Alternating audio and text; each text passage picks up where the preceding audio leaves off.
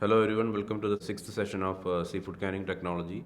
Through the previous sessions, we have already discussed the historical perspective of this technology, the basic concept of this technology, the container part, what are the different containers, then the process. So the basic CCPs we discussed. So in this session, we'll be dealing with the thermal process calculations.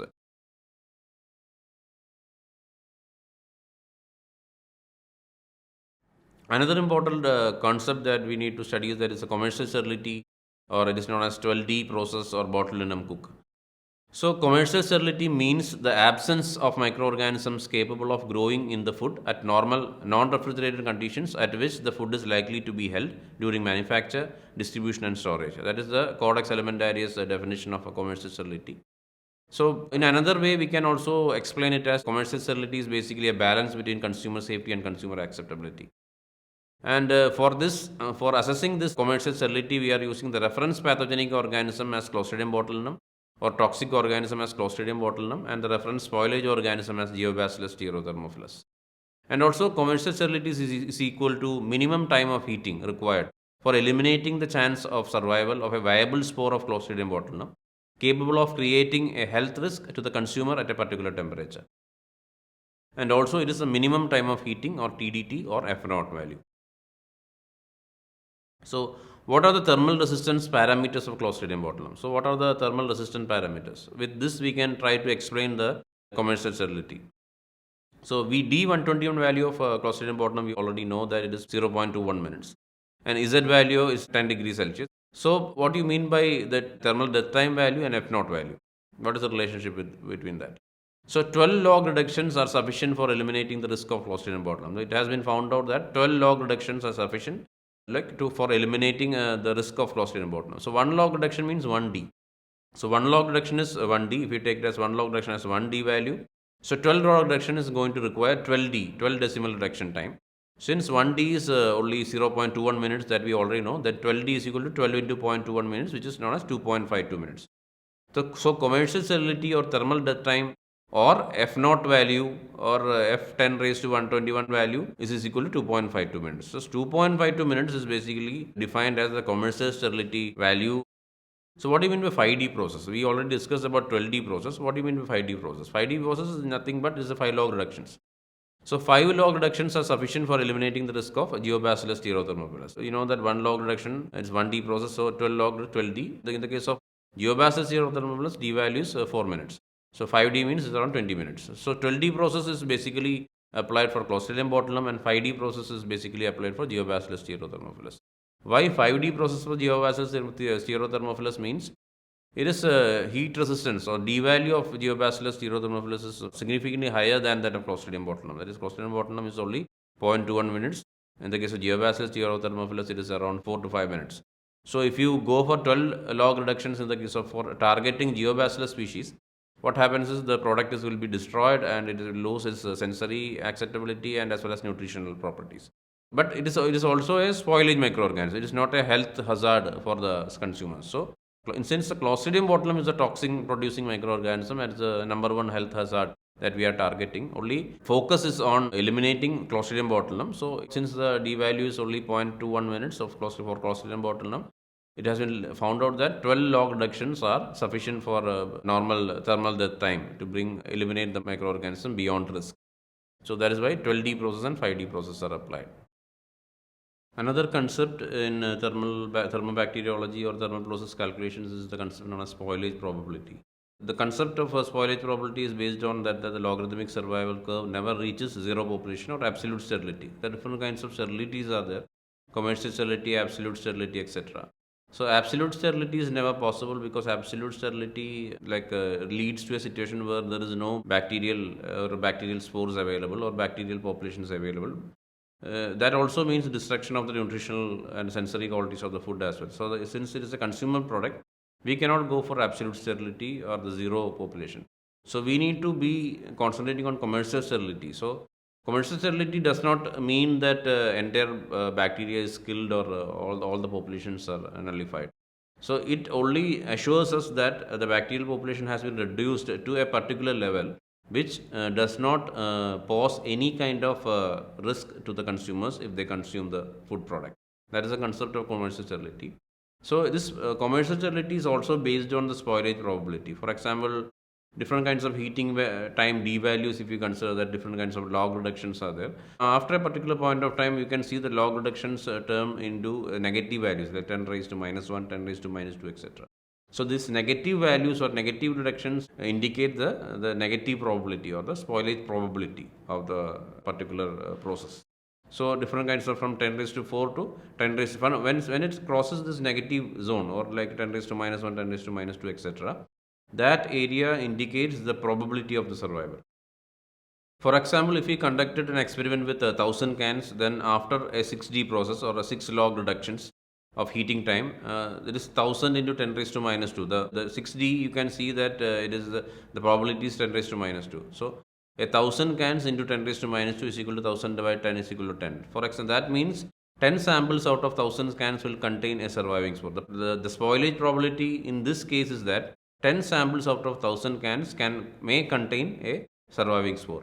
So the negative power of survivor are interpreted in terms of probability of survival. The aim of a commercially sterile process is to decrease the survival probability to 10 raised to minus 12. That is delta T into D, that equation if we are using for minimum bottle number. For example, log A is 1 spore per can and log B is 10 raised to minus 12. So our target is push the probability to 10 raised to minus 12 spores per can. So if log A is 1 spore per can and log B is 10 raised to minus 12 spores per can and the D value is 0.21 minutes. And using that equation, delta T is equal to 0.21 into log 1 minus log 10 raised to minus 12. So which is, we can find out that we can calculate this at 2.52 minutes. So 2.52 minutes of the F0 value or the thermal death time or thermal death reduction time of Clostridium botulinum, which is basically the probability at F0 value at 2.52 minutes is basically 10 raised to minus 12 spores per can. So you can see that 2.52 minutes at 121.1 degrees Celsius at the slowest heating point of the container. That is also very important. This condition has to be prevail at the core of the product or slowest heating point of the container. So the thermal process calculations are also depend on the thermal conductivity or the transfer of heat from point A to point B throughout the containers. So that also depend upon the consistency of the container, whether we are processing only liquid food or it is a mixture of liquid and solid food or only solid food. So solid food, it will be mostly it is going to be through conduction, and in the case of liquid solid, it is a mixture of convection and conduction, and in the case of liquid foods, it is purely going to be based on convection. In the case of conduction and convection also, the concept of core temperature or the core point or the slowest heating point in a container will vary. So in the case of convective heat transfer, the cold point or the core point of the container is going to be slightly above the bottom of the container.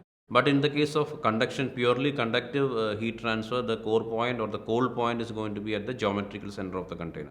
So the measurement of the core temperature is going to be at this particular spots in the case of liquid food as well as solid food. So for measuring the core temperature of various processes, either conductive process or convective process, certain gadgets are used for measuring the temperature. The gadget that we use to measure the core temperature is known as thermocouple. The placement of the thermocouple varies depending upon whether it is a convective container or a conductive container. So in the case of convective container processes, the thermocouple gland has to be placed just above the bottom of the container, and this in the case of conductive containers, the thermocouple has to be placed at the geometric center of the container. So what is a thermocouple? A thermocouple is a sensor used to measure the temperature. Thermocouples consist of two wire legs made from different metals. The wire legs are welded together at one end and creating a junction. This junction is where the temperature is measured. When the junction experiences a change in temperature, a voltage is created. The voltage can then be interpreted using thermocouple reference tables to calculate the temperature. So this is what happening. Two non-identical metal wires are used, which creates a junction, and because of this non-identical nature of the wires, there is a flow of electricity is created. When the temperature is transferred from one point to another, there is a flow of electricity or flow of electrons is created. There is a difference in temperature. So using certain algorithms, this difference in temperature is calculated as electricity, and again that is interpreted as a particular temperature. Different types of thermocouples are used. The most common one is known as type K thermocouple, which is using a nickel chromium and nickel aluminum combination for the junction.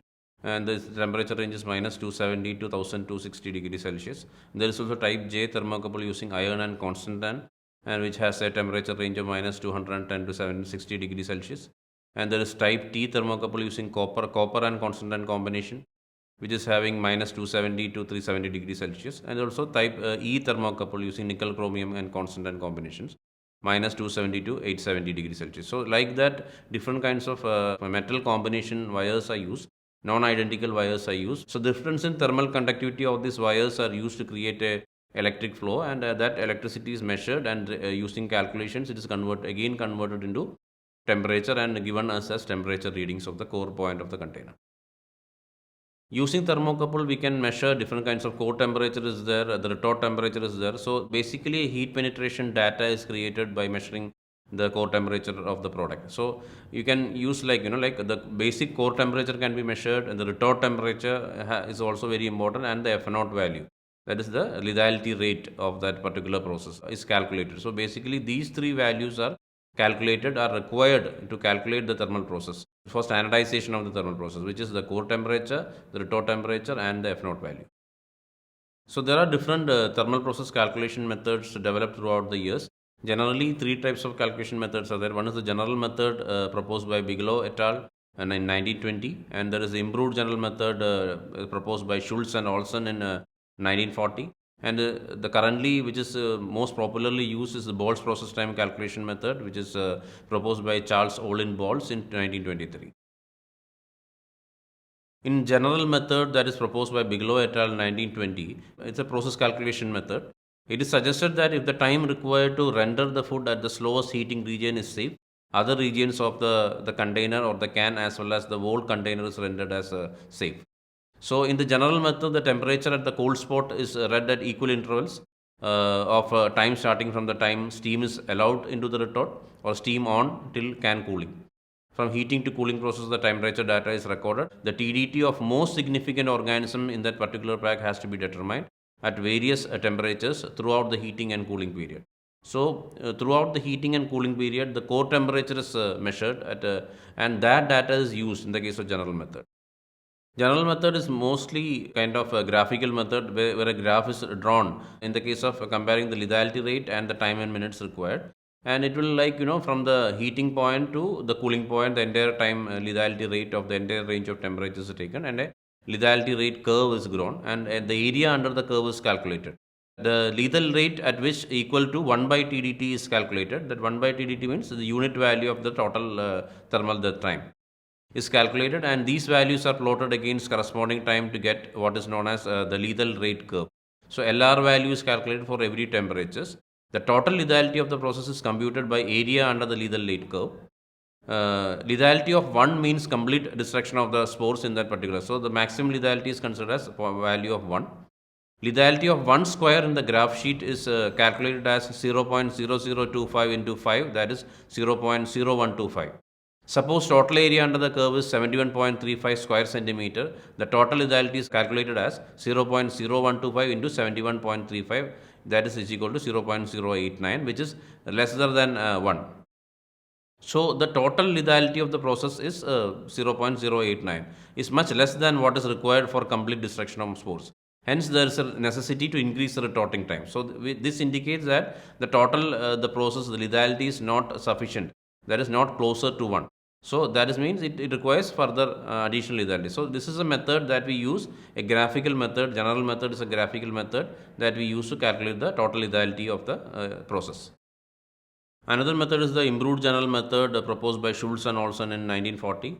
A plot of temperature versus time is made on specially constructed lethal rate paper, which has on its left hand vertical axis product temperature on a log scale, and while on the other vertical axis is drawn a lethal rate on a linear scale.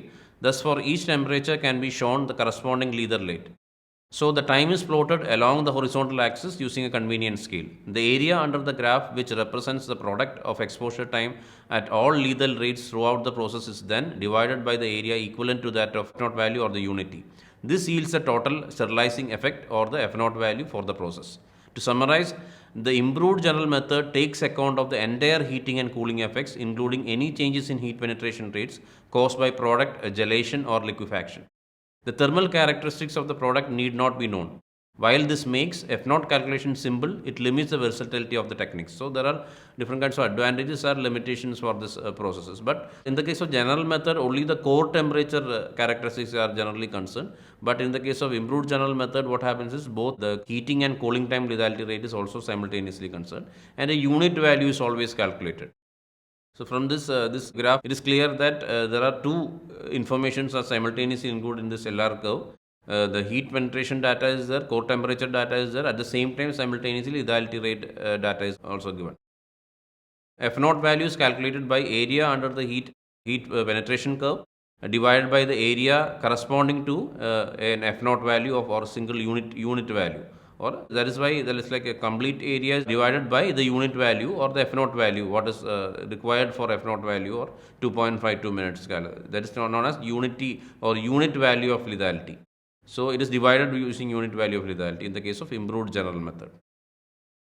In the most advanced method or Boles process time calculation method proposed by Charles Olin Boles, different kinds of, other than this heating and cooling curve or the core temperature measurement, it is basically both the heating curve as well as the cooling curve parameters of the dynamics are considered simultaneously. The formula that is used is BPT or Boles process time is equal to FH into log JH into IH minus log GC. So both heating process as well as the cooling process is considered equal importance in the case of Boles process time. In the case of Boles process time calculation, the core temperature, retort temperature deficits are calculated. It's not temperature deficit. So there is heating temperature deficit as well as cooling temperature deficit. Heating temperature deficit is basically the reference temperature or 121.1 degrees Celsius minus the core temperature. And it is like cooling deficit is basically the core temperature minus temperature of the cooling water. So the temperature deficit, the difference in temperature compared to the reference temperature as well as the cooling water temperature is calculated. It is required. And this data is drawn in a semi-log graph paper. Semi-log graph paper or 3-log graph paper is used most commonly. And time in x-axis and temperature deficit values in y-axis. And also come up time. Come up time is the time taken by the retort to reach the reference temperature. This come up time is also considered in the case of Boles process time calculation.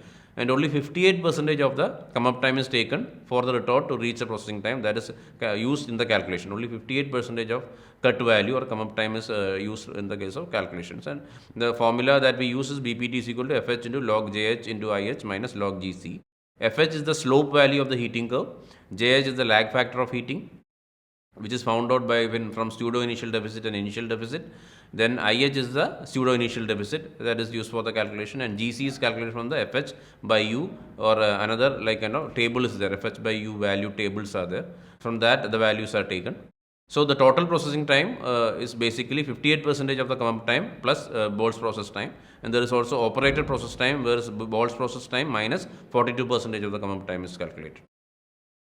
The thermal resistant properties of various microorganisms were found by the heat resistance evaluation by different scientists. So different scientists throughout the years have conducted different kinds of heat resistance evaluation studies. And based on that studies, this thermal properties, for example, D value of Clostridium botulinum, Z value of Clostridium botulinum, and different like Clostridium botulinum, different microorganisms has been studied for their heat resistant properties, and these values has been found out by using this evaluation studies. So one of the main studies are Bigelow and ST, a single tube method proposed by Bigelow and ST in 1920, and multiple tube method proposed by ST and Williams in 1924, and the Townsend method proposed by Townsend et al. In 1938, and the methods proposed by Stumbo in 1973 and Schmidt in 1971. So these are the various kind of heat resistant evaluation studies of microorganisms which led to the conclusion of various heat resistance properties of different microorganisms.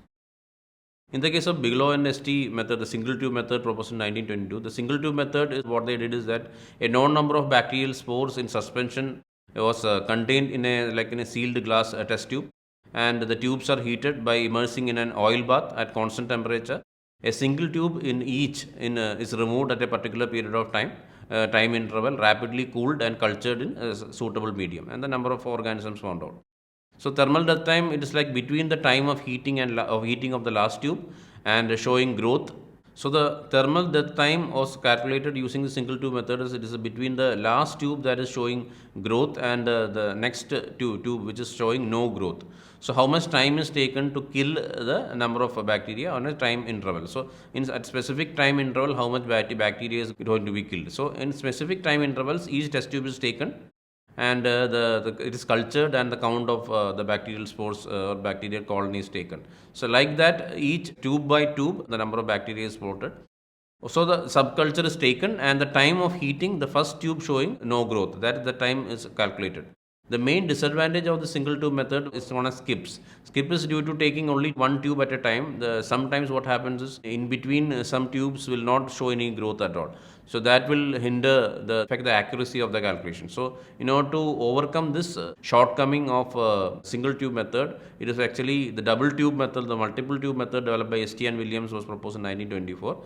So the difference between single tube and multiple tube method is that instead of taking single tube at a prescribed time interval, multiple tubes are used. So since multiple tubes are taken at similar time, even though if some of the tubes shows the skipping characteristic, but some other tubes will show the actual survival number or count, so that the calculation can be accurately done.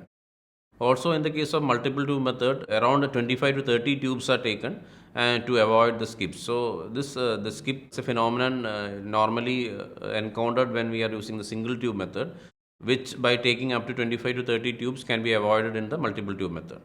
In the case of the method proposed by Townsend et al. In 1938, Townsend, what he introduced that in single and multiple tube method only known bacterial suspensions were taken, but Townsend introduced the concept of studying the bacterial suspension in the presence of food. That is the most important aspect of Townsend et al. So Townsend used to determine thermal death time in raw food products. Special cans are used around 2 by 2 into 1 by 2 inch or diameter and 3 by 8 inch height. Size of the container was designed in a particular way. So this container contains raw material and a test organism at the same time. Can is sealed under vacuum and heated in special small retorts, and the can itself is cooled rapidly and then the inoculated and the count is taken. And bulging was considered as indication of the growth. So Townsend et al. Basically designed a particular container and introduced food and culture at the same time. So we already know that different factors of the food is going to influence the heat resistance of the microorganisms, like presence of oil, etc. So oil, calcium, etc. is going to increase the heat resistance. So for calculating the heat resistant characteristic, the presence of food was identified by Townsend et al. Stumbo in 1973 designed a special mechanism or special machine for calculating the thermal resistant properties. He designed a thermoresistometer and is designed for heat distribution studies in the range of 115 degrees Celsius to 132 degrees Celsius. So a thermoresistometer basically had 3 chambers connected to a steam reservoir. Each chamber can be pressurized and exhausted independently. Inoculated samples are spread in small metal cups of 7 mm into 1.5 mm diameter in width and with a depth of 1.5 mm size, which rest in an aluminum boards and are moved through the chambers in turns. The advantage is what it was more accurate, could be done in single operation, entire sample is cultured and less chance of contamination. So using thermoresistometer, a similar kind of situation can be created like in the commercial retorting process or commercial production processes, so that the calculation will be more accurate. That is a thermoresistometer invented by Stumbo for calculating the thermal resistant properties of various microorganisms. Schmidt in 1971 introduced the concept of core temperature measurement. He put a test suspension or test microorganism in a small glass tubes, cotton plugged glass tube fitted with cotton wool plugs. It permits also addition of culture medium directly into the tubes, so which remove the chances of contamination. Heating, it was conducted in a mini retort like situations, fitted with the pressure cooling system, and also different kinds of chamber the pressure can be managed, which prevents the blowing of the cotton plugs. And also temperature measurement thermocouples was used. Instead of containers, Schmidt used glass tubes with cotton plugs. But he used thermocouples for measuring the core temperature. So that was the improvement brought by him. The concept of measurement using thermocouple was introduced by Schmidt. Thank you.